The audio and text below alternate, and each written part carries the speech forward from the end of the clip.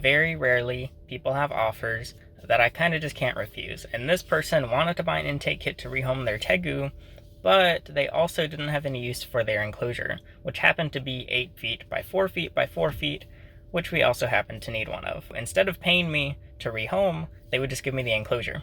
And I was like, okay, I'm here with the trailer. The first charger I stopped at unfortunately did not have an actual trailer designated spot like some do, so I had to unhook it, but luckily it was empty. And this one I could just pull straight into and just block the road, but whatever, people can go around, it's fine. Unfortunately, the trailer plus the cold weather cuts my range to about half of what it normally is, so I have to get a video up by tomorrow because I have a deadline for the sponsor, so I've been editing that at each stop just on the laptop. Pretty nice. I just set up a hotspot and we're good to go. But past that, it should be pretty simple. They took the enclosure apart in advance. I have a tub for the Tegu if they don't, and it'll be a quick pickup and on the way back. But I'll need to get food soon, and also my bladder is full.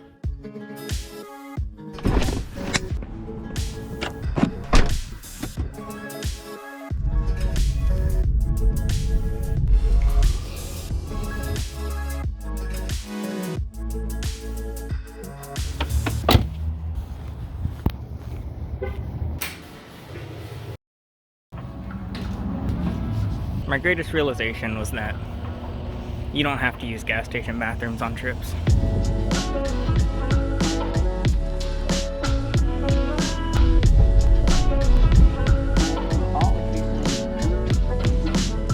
If you don't care about energy usage, just skip this part, but my usual usage is approximately 280 watt hours per mile. Today, it's 380, so it's up 100 watt hours, which actually is not as bad as I expected. 130 miles so far, which is 50 kilowatts. The projected range is usually showing about 40% less than what it actually says here, which is more accurate to not pulling a trailer. And I'm on the way to the actual house now.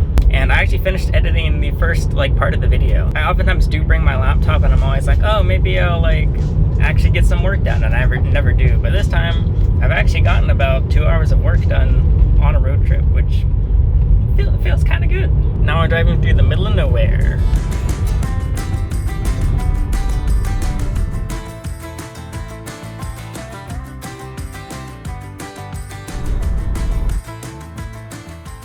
And one pickup later, I had a disassembled 8-foot enclosure and a big old Tegu. I don't normally record the pickups, so I went back on my way to the nearest charger to get back. And also, while I was editing this, I was like, what the heck was I listening to? And then I remembered half the drive I was listening to a Club Penguin soundtrack.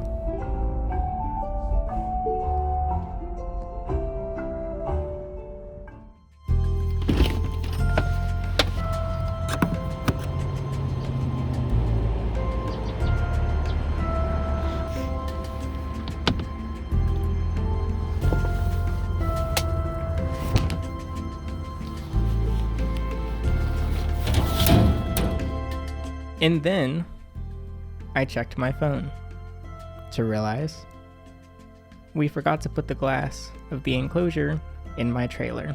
You see, the nearest charger was an hour from the pickup destination. It was also very cold at this time and the trailer was heavier. So I had to charge the battery and then drive back to the house and then drive back to the charger and then charge the battery yet again.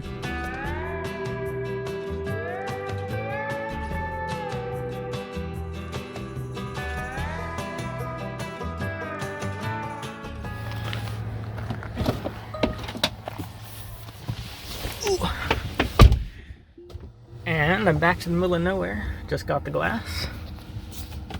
And here we go again. To the same charger. To charge again. Because I just used up all my range. I think it was worth it though.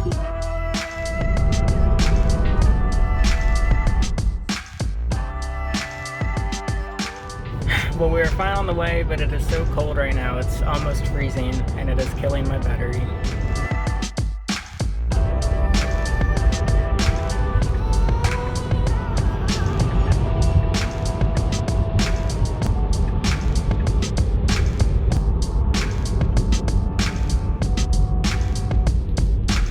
Miles, oh yeah, we should be just pulling up and still have a little bit of juice, as in one droplet of OJ. Come on. need my momentum. And there's the sheets, saving the day. It's been quite a while since I've arrived with 0 miles of range. And in we go.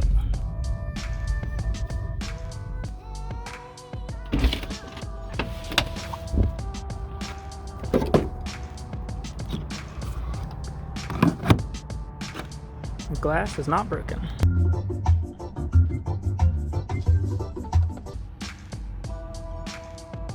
This day trip is reminiscent of the old pickups I used to do, because this is how I used to do all the animal stuff, is mostly through Craigslist, go and drive to the most obscure places, random cities and states, sometimes in unreliable cars, other times in less unreliable cars. I definitely have more stamina when it comes to energy and driving. I've driven about 7 hours and it really doesn't feel like it. It feels like I've driven maybe 2 or 3. And I mean, I've been drinking water and stuff, so I guess that helps. Because, yeah, drink your water. But it's been a while since I did a trip like this that started in the morning and then goes till night, and then getting back super late. It's fun. And I would like to actually do more of them, both reptile related and not.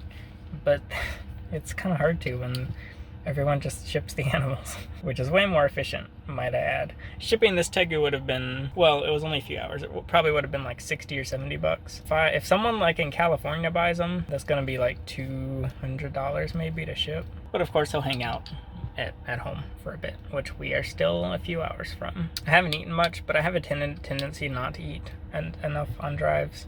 But I'll probably get food on the way back or when I'm home.